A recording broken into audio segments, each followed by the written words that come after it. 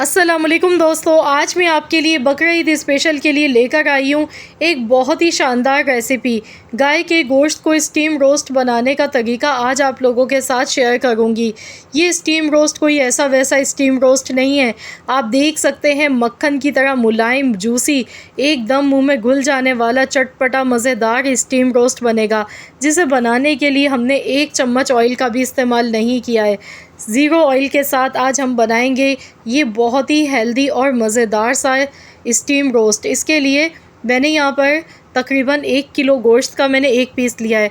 जो गोश्त है ये मैंने पुट का गोश्त लिया है। पुट का गोश्त थोड़ा जूसी भी होता है और सॉफ्ट भी होता है। इसमें जो रेशा होता है गोश्त का वो बहुत बारीक होता है और ये खाने में बड़ा ही जूसी और मज़े का होता है।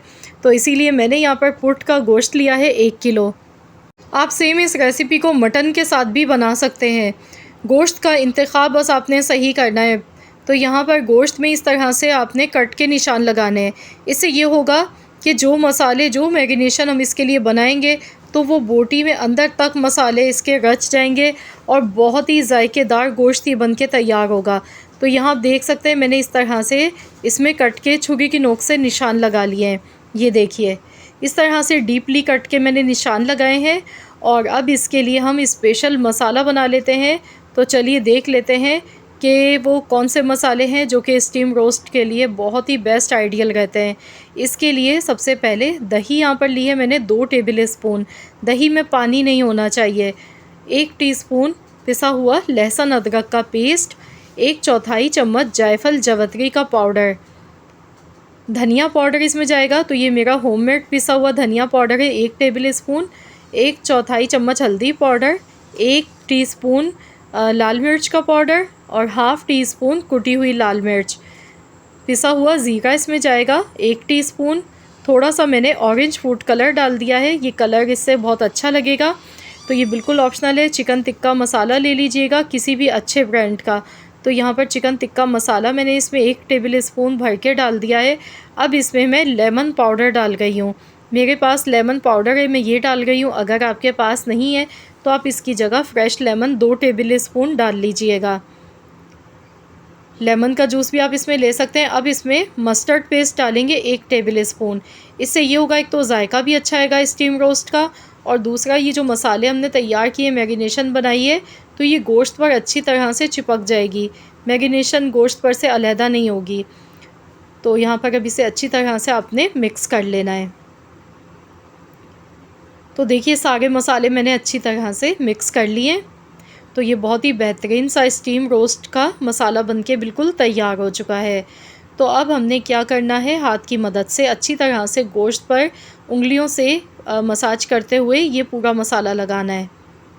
तो यहाँ पर दोनों साइड से आपने अच्छी तरह से ये पूरा मसाला लगा लेना है। इसके बाद हम इसे मैरिनेट होने के लिए रख देंगे 2 घंटे के लिए। अगर आपके पास ज़्यादा टाइम है तो आप इसे 3 घंटे के लिए भी रख सकते हैं। तो अगर आपको जल्दी है तो आप 1 से 1.5 घंटा रख लें और इसे बना लें। तो यहाँ पर देखिए ये मसाले मैंने इसकी जितनी भी मैरिनेशन थी वो गोश्त पर अच्छी तरह से लगा दी है। अब मैं इसे रख दूँगी फ्रिज में। तकरीबन मैं इसे 2 घंटे के लिए रख देती हूँ। 2 घंटे के बाद फिर आपको मैं बताऊंगी कि किस तरीके से हमने इसे स्टीम करना है। तो इसको स्टीम करने के लिए मैंने एक स्टीमर ले लिया, इस तरह की जाली। तो ये प्रेशर कुकर में पहले से मौजूद होती है, ये वही वाला स्टीमर है। अगर नहीं है तो वो जो केक हम बेक करते हैं वो वाले भी आप जाली ले सकते हैं। तो उसके ऊपर आपने करना क्या है, इस तरह का फॉइल पेपर ले लें, ये लगा लें। अगर नहीं है तो इसकी जगह पर आप बटर पेपर भी लगा सकते हैं। तो इसे अच्छी तरह से पहले हम सेट कर लेते हैं। इसके बाद अब इसमें मैं सुराख कर लूँगी। तो बस 1 से 2 ही सुराख करने हैं, ज़्यादा नहीं करना है, वरना क्या होगा, स्टीम जब होगी तो जो भी मसाले हैं वो सारे इसके फिर वो पानी में बह जाएंगे। तो यहाँ हमने सिर्फ 2 ही सुराख किए हैं। तो अब जो स्टीम रोस्ट हमने बनाया था, देखिए मैंने फ्रिज में रख दिया था 2 घंटे के लिए। और अब हम इसे स्टीम कर लेते हैं। जो मसाले इसके थाली में रह गए ये भी हम ऊपर से इस पर लगा देंगे। तो चलिए अब इसके लिए पानी ले लेते हैं प्रेशर कुकर में। यहाँ देखिए मैंने तकरीबन 1.5 लीटर पानी लिया है और इसमें थोड़े से साबुत खड़े गरम मसाले डालेंगे, 1 दालचीनी का टुकड़ा, 1 बड़ी इलायची और इसके साथ ही लौंगे डाल दिए 5 अदद। तो ये साबुत खड़े गरम मसाले डालने के बाद अब हम ये स्टीमर इसमें रख देंगे।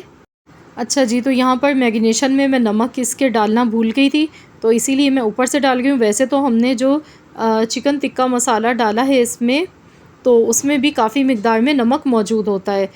तो यहाँ नमक का जायका बैलेंस करने के लिए मैंने थोड़ा सा नमक मज़ीद और तकरीबन मैंने 1 टीस्पून नमक इसमें डाला है। और अब इसमें थोड़े से सफ़ेद तिल मैं डाल रही हूँ।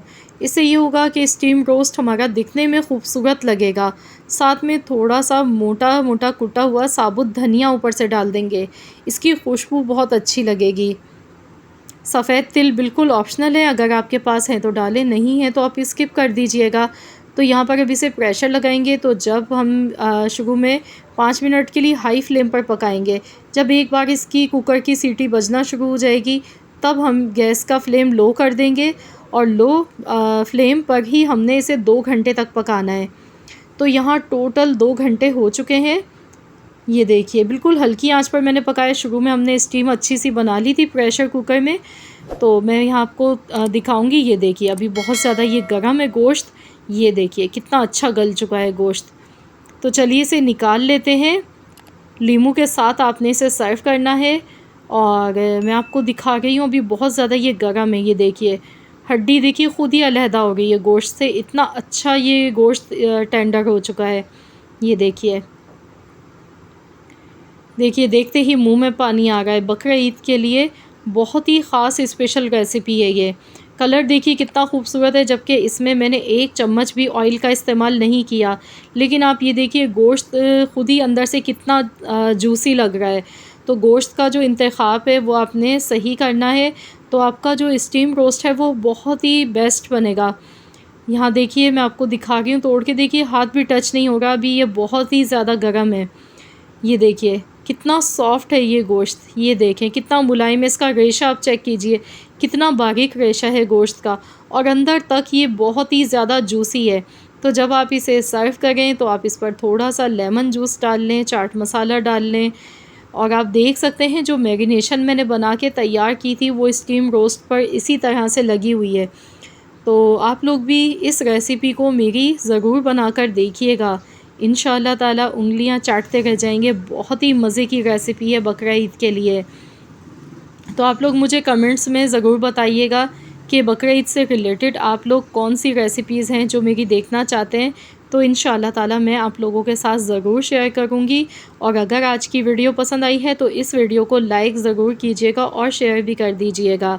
मिलते हैं इंशाअल्लाह ताला एक और नई रेसिपी के साथ। तो जब तक के लिए अल्लाह हाफ़िज़।